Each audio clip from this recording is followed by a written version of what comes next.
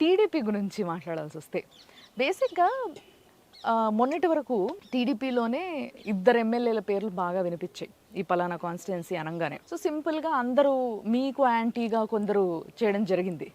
మీకు యాంటీగా చేసినప్పుడు మద్దిపాటి వద్దు ముప్పిడే ముద్దు అని చెప్పి కొన్ని స్లోగన్స్ కూడా ఇవ్వడం జరిగింది.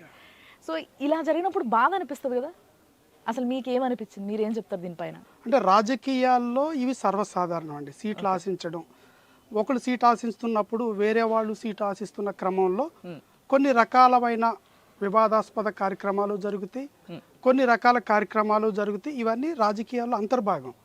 అయితే తెలుగుదేశం పార్టీ గొప్పతనం ఏంటంటే, మేము ఏ పోరాటాలు ఏది చేసినా శ్రీ నారా చంద్రబాబు నాయుడు గారు క్యాండిడేట్ని అనౌన్స్ చేయనంత వరకే.